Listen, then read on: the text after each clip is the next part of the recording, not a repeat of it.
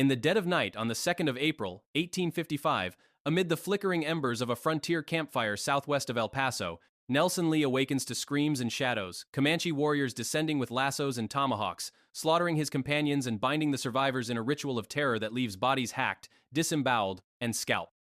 This harrowing scene, drawn from Lee's own 1859 narrative, exemplifies the brutal frontier clashes of mid-19th century America, where over 1,000 documented captives endured the Plains Indians' raids amid escalating territorial wars. Yet, amid such savagery, how did a simple pocket watch become the unlikely talisman that spared Lee's life and fueled his 3-year odyssey of survival?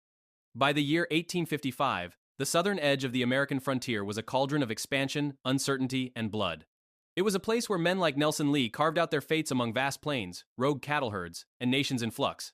But before we watch Lee disappear into the jaws of captivity, it is essential to understand the world he was about to enter and the people who would soon claim him. Nelson Lee was born around 1807, a time when the western frontier still shimmered in the American imagination as a place of promise and peril. He claimed to have served in the U.S. Navy in his youth, a detail repeated in his 1859 memoir, though no formal record of his service has been verified in naval archives. Later, he joined the Texas Rangers and fought in the Mexican-American War from 1846 to 1848, a brutal conflict over disputed borderlands stretching across 2,000 miles. Following that war, Lee settled in southern Texas near Corpus Christi. There, like many others, he joined the booming trade in wild horses and cattle.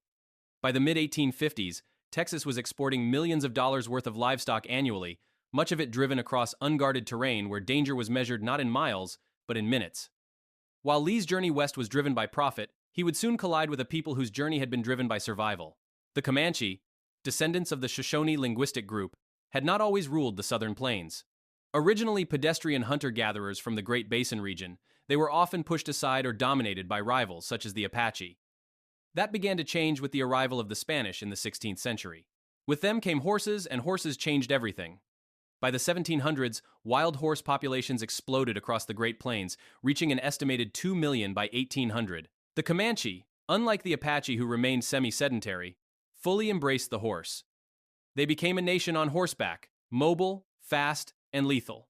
Their mastery of the horse was so complete that by the early 19th century, they controlled a territory known as Comanchería, a region of over 240,000 square miles stretching from Kansas down into northern Mexico. It was not merely a homeland. It was an empire defined by motion and muscle, capable of launching raids that covered 500 miles in a matter of days. Comanche society, shaped by this mobility, was strikingly different from other native nations. They built no cities, carved no temples, and erected no permanent dwellings. They had no pantheon of gods, only a singular reverence for the Great Spirit. They appointed no formal shamans or priests. Art and ritual, as seen in sedentary tribes, were minimal. But their lack of structure should not be mistaken for lack of strategy. The Comanche operated with lethal intelligence. Their military organization was fluid but effective. They sustained their people through buffalo hunting at a time when herds numbered between 30 and 60 million, and they developed a warrior culture rooted in memory, specifically, the memory of subjugation. That collective memory became fuel. As historian S.C. Gwynn wrote in Empire of the Summer Moon, the Comanche did not just wage war, they made it a part of life, and they enjoyed it. Their raids were not random acts of savagery. They were calculated responses to encroachment acts of economic and cultural resistance to a world closing in around them. By 1855, that world was changing fast. After the U.S. annexation of Texas and victory in the Mexican-American War, the frontier moved rapidly westward. Texas's population surged from 212,000 in 1850 to over 600,000 just a decade later. Gold discoveries in California and Colorado triggered mass migrations. Supply routes stretched across hostile ground. And in that volatile atmosphere, Lee and his partner William Aikens saw opportunity. They planned a mule drive westward from Corpus Christi, Texas, aiming to reach markets somewhere in California. The plan required cutting directly through Comanche territory. This wasn't a reckless oversight. It was open defiance of clearly marked 1850s maps that labeled the region not just as Comancheria, but explicitly as dangerous, unsettled, and hostile to settlers. Still, like many men of that era, Lee and Aikens gambled on luck, speed, and numbers. They hired a team, stocked supplies, and hoped to pick up even more livestock along the way. What they did not realize, what no map could fully capture, was that Comancheria was not merely geography. It was a world governed by different rules, different loyalties, and different definitions of justice. And once they entered it, they would no longer be travelers. They would be prey. In the opening days of March 1855, Nelson Lee and his caravan departed Corpus Christi with confidence and calculated ambition. Their journey westward followed the Rio Grande, whose waters carved a natural corridor along Texas's southern frontier. The group was well equipped, a team of hired men, multiple horses, and a growing herd of pack mules. Grasslands along the river offered crucial sustenance for the animals, and by all indications, the expedition was running smoothly. But in hindsight, the warning signs were not subtle. That same year, Texas authorities recorded over 200 reported Comanche raids across the frontier. Yet, Lee and his companion, William Aikens, pressed forward, determined to reach markets out west, despite knowing that the terrain ahead passed directly through the heart of Comanchería. By early April, the group had made steady progress. They stopped southwest of El Paso, intending to rest and recover before continuing into even more remote country. Each night, they posted sentinels, but it was not enough. In the early hours of the 2nd of April, 1855, the camp was attacked. It began with screams in the dark, then chaos. Comanche warriors, their faces painted and their weapons ready, swept through the sleeping camp with terrifying speed. There was no warning from the sentries. They may have been asleep, or they may have been the first to die. Within minutes, the attackers had overwhelmed the entire caravan. Nelson Lee awoke and reached instinctively for his rifle. But before he could stand, a lasso whipped around his body, and he was dragged to the ground. Several warriors pinned him. His hands and feet were tied. Around him, fires cast flickering shadows as figures darted from tent to tent, dragging men from bedrolls and striking with tomahawks. Whoops echoed in the night, part battle cry, part ritual. When the slaughter ended, only 4 men were left alive: Nelson Lee, William Aikens, and 2 other hired hands named Thomas Martin and John Stewart. The survivors were stripped of their clothing and then dressed in buckskin leggings and simple hunting shirts. These garments were not random. They were Comanche dress, and their use signaled a shift. The men were no longer enemies to be killed. They were now captives to be claimed. In the aftermath of the raid, as the Comanche looted supplies and searched through Lee's personal belongings, they found something strange. Among his gear was a pocket watch newly purchased and meticulously set each day to ring at 3:30 a.m., the hour Lee had chosen for waking the caravan. As the raiders turned the object over in their hands, the watch did exactly what it was designed to do. It rang. The tone was sharp, mechanical, and unfamiliar. The warriors had never seen anything like it. Startled, they called Lee forward. His hands were untied, and he was ordered to explain or demonstrate. With calm precision, Lee wound the watch again and waited. The bell rang a second time. The Comanche responded with visible awe. According to Lee's own account, they believed the device might be connected to the Great Spirit. In that moment, he became something more than a prisoner. He became a man who could summon sound from metal. It is tempting to dismiss this story as self-mythologizing. Lee, after all, published his narrative in 1859 at the peak of public fascination with captivity tales. But there is a long history of indigenous peoples reacting to unfamiliar technology with reverence or suspicion. In fact, multiple captivity narratives from the era mention watches, compasses, or firearms as objects of spiritual misinterpretation. Scholars from the Texas State Historical Association have noted that while Lee's account contains timeline discrepancies and factual gaps, this particular episode falls well within the range of plausible cross-cultural encounters. Still, Lee's skillful performance should not obscure what happened that night. When dawn broke over the camp, the full horror became visible. The bodies of the dead, perhaps a dozen or more, lay strewn across the sand and grass. Many had been mutilated in ways that defy imagination. Arms had been hacked off. Some had been disemboweled. Others, according to Lee's account, had their tongues drawn out and pierced with sticks. All had been scalped. The Comanche warriors tied fresh scalps to their belts, letting them swing like grim trophies as they moved among the dead. Accounts of such violence were not uncommon during the Texas Indian Wars, which raged from 1835 to 1875. Historical records confirm that scalping and post-mortem mutilation were practiced in some Comanche war parties, both as acts of retribution and as symbolic gestures of conquest. But they were not unique in this regard. Atrocities on both sides of the frontier were often reciprocal.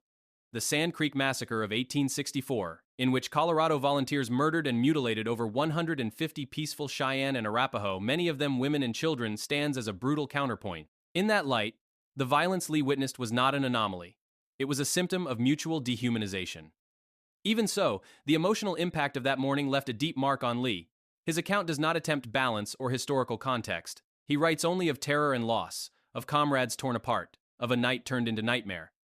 And he was right to be afraid. Because for him, and the 3 other survivors, this was only the beginning. What followed the massacre was not swift execution nor immediate imprisonment. It was a slow, punishing ordeal designed to break the body and unmoor the mind. For Nelson Lee and the other survivors, captivity was not a matter of confinement.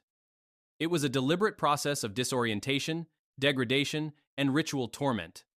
Their journey from the burnt remains of the campsite into the interior of Comanchería marked the beginning of a new kind of violence, one that did not draw blood with every blow, but instead wore away at the human spirit through repetition, spectacle, and silence. The captives were blindfolded using deerskins, tightly wrapped over their heads with only a tiny hole poked near the mouth for breathing. Their hands were bound behind their backs. Their legs were tied at the ankles and fixed beneath the belly of the mule they rode. There was no saddle, no control. The mule went where it was driven. If the blindfolded prisoner slipped, they would be dragged sideways or hang limp by their legs as the animal walked on. Branches whipped their faces. Boulders threatened to break bones. The Comanche, riding alongside, howled with laughter. Lee later wrote that his repeated tumbles, sometimes somersaulting beneath the mule, sometimes falling flat onto the dirt, were greeted as if they were part of a sport. Warriors clapped and jeered. He claimed he could sometimes predict upcoming hazards by the sound of growing amusement around him. His suffering, in their eyes, was entertainment. But it was also a message. He was not simply a prisoner. He was now a prop in a performance of power. At night, the cruelty changed form. There was food, but not given in peace. Large hunks of horseflesh, pulled directly from boiling pots, were hurled at the captives using sticks. The meat burned their skin. There were no bowls, no utensils, no warning. The pain, like the laughter that followed, was part of the routine. As one reviewer of Lee's account noted in the journal Western Folklore Quarterly, these episodes seem excessive, but they echo motifs found in other captivity narratives of the 19th century, including that of Sarah Ann Horne, a settler woman taken in 1839. Her captors, too, used food as a weapon not just of nourishment, but of humiliation. After the burning meat came something worse: immobilization. Each night, the prisoners were forced to lie on their backs. Stakes were driven into the earth beside their hands and feet, which were tied down as far apart as possible. 2 additional stakes were fixed on either side of the neck. A thick strip of buffalo hide was pulled tightly from one stake to the other, passing directly under the chin and across the throat. In this position, the prisoner could not move, could not turn the head, raise a hand, or shift a leg. They slept like corpses, motionless and exposed. The practice continued for 4 nights. No sleep came. Only exhaustion. These methods were not invented to satisfy sadism. They were tools. Scholars today view them as calculated strategies of psychological domination, comparable to methods used in European colonial torture and interrogation. The intent was not always death. It was control, forcing the captive to submit, not through force alone, but through constant demonstration of helplessness. According to anthropologist James Brooks, such methods were often used by plains tribes to weaken captives before either execution or integration. They were rites of passage with no clear destination. On the 4th day, Lee and his fellow prisoners were taken to a large Comanche settlement. Lee estimated there were around 500 inhabitants. That figure is almost certainly exaggerated. Historical population data places the total number of Comanche people at roughly 20,000 during their peak in the 1830s, with individual bands typically ranging from 100 to 300 members. Still, the scale of the camp impressed him. Hundreds of tents, countless horses, smoke rising from dozens of fires. The village pulsed with movement and noise. For Lee, who had spent days blindfolded and beaten, it must have felt like arriving in another world. At the center of this world was a man named Big Wolf, a Comanche chief. He had already heard of the pocket watch. Lee was brought before him. Warriors explained the story how the strange silver object could make noise without fire or touch. The chief demanded to see it work, but this time, Lee refused. He told Big Wolf that to make the watch chime at that moment would bring disaster. He pointed to the sky. It was not a bluff of arrogance, it was a bluff of survival. He feared that showing the trick too easily would turn awe into boredom, or worse, into suspicion. The chief considered his words and then relented. Lee was returned to his restraints. Then came the ceremony. Lee and Akins were taken to a clearing just beyond the village. There, they saw Martin and Stewart naked, bound to upright posts. Their arms were tied above their heads. Their bodies faced outward. Akins and Lee were then stripped and tied to their own posts, directly facing their companions, just a few paces away. The message was clear. This was not a private execution. It was a public spectacle, and they were part of the audience. The ceremony began with a procession. Comanche warriors entered in formation, carrying tomahawks, knives, and spearheads. They circled the bound men slowly, singing and shouting. Then, 2 warriors stepped forward. Without hesitation, they scalped Martin and Stewart. The areas removed were small, roughly the size of a silver dollar, but the pain was immense. Blood poured down their faces. The men screamed. The procession continued. Again and again, the warriors passed by. this time dragging blades across the exposed skin of the victims. Arms, legs, backs, no place was spared. Dozens of cuts opened on each pass, and with each round, the crowd shouted louder. Akins and Lee were spared, left untouched, but they were made to watch. The mutilation continued for what Lee described as hours. There is no precise measure, but his account is consistent with other recorded instances of ritual torture among the Comanche and other Plains tribes. Historian S.C. Gwynn wrote that for the Comanche, causing pain was not mindless cruelty. It was part of ceremony. It was a test for the victim, for the warriors, and for the gods. What mattered was not efficiency, but endurance. Eventually, the dance came to an end. Two warriors approached the posts. They raised their hatchets, and with two final blows, Martin and Stewart were killed. Their bodies were cut down and tossed aside. Akins and Lee, still naked and still bound, waited for their turn. But it never came. No words were spoken, no blades drawn. They were released, dressed, returned to camp. The message once again was clear. This was not the end. It was only the beginning. After the ritual torture and execution of his fellow captives, Nelson Lee's world narrowed to a single imperative: survival. His closest companion, William Akins, was soon separated from him. In their final conversation, Akins offered advice that would linger with Lee for years. Cooperate. Be useful. Exploit the pocket watch. According to Lee, Akins believed the Comanche viewed the object not as a tool, but as a spirit. A living soul in a silver body, capable of influencing fate. That was the last Lee ever saw of him. Akins was taken to another camp and never returned. He was presumed dead. Left alone, Lee was consumed by grief and fear. He was haunted by the memory of Martin and Stewart's torture, and by the uncertainty of his own fate. At one point, overwhelmed, he attempted a form of suicide not by ending his life directly, but by provoking his captors. He attacked them in a sudden fit of rage, but instead of killing him, the Comanche responded with unexpected detachment. They wrestled him to the ground, laughed, and walked away. For them, Lee's outburst was not a threat. It was a weakness, and they had no intention of wasting resources on a useless death. It was a stark reminder of their pragmatism. Vengeance was never their goal, control was. Over the next 3 years, from 1855 to 1858, Lee was transferred between 3 different Comanche tribes. In each, he was assigned to a different chief. First, he remained under Big Wolf, the same man who had spared him when he refused to activate the watch. Then he was passed to Spotted Leopard, a far crueler master who punished a failed escape attempt by slashing the muscle below Lee's knee, crippling him for weeks. Later, he was placed under Rolling Thunder, a leader whose political connections extended across tribal lines. With each change, Lee's status shifted. He was a servant, not a slave. But his usefulness determined his treatment. Throughout, the pocket watch remained with him. The tribes continued to view it with suspicion and reverence. They believed it could signal omens, or perhaps communicate with the Great Spirit. Some warriors refused to touch it. Others asked Lee to perform its ringing, though never too often. The watch became more than a device. It was his passport, a bridge between worlds he could not otherwise cross. Over time, Lee adapted. He performed menial labor, fetching water, tending fires, carrying loads. He showed respect. He avoided conflict. Slowly, the Comanche began to trust him. He was allowed to move freely around camp. At one point, he was even given a knife. He earned a name: Chumacacho, the Good White Man. That nickname, while condescending by modern standards, reveals an important truth about Comanche culture. Unlike popular frontier myths, which painted the Comanche as bloodthirsty and irrational, the reality was far more nuanced. They valued loyalty, strength, and contribution. Over 30% of documented captives during this era remained voluntarily with their captors for years, some for life. The case of Cynthia Ann Parker, captured in 1836 and eventually fully integrated into Comanche society, stands as a powerful example of captivity's complexity. Parker married a Comanche chief and bore children, including Quanah Parker, who would become one of the last great leaders of the Comanche nation. Nelson Lee, too, entered into marriage. After rejecting several women, one for being hideous, another for being fat and flabby, as he described in words that now read as cruel, he agreed to marry a woman named Sleek Otter. She, like many Comanche women, played a significant role in camp life and often mediated between warriors and captives. In many narratives, including that of Sarah Ann Horn, Comanche women interceded to protect captives from harsher treatment. In Lee's case, Sleek Otter appears to have offered both protection and companionship, though his descriptions remain filtered through a lens of cultural distance and prejudice. But Lee never stopped watching for opportunity. During a diplomatic journey in 1858, Lee traveled alone with Rolling Thunder and a few escorts. Their destination was a meeting with other tribal leaders, where they planned to discuss rising tensions over white expansion. Ironically, this was the moment Lee had been waiting for.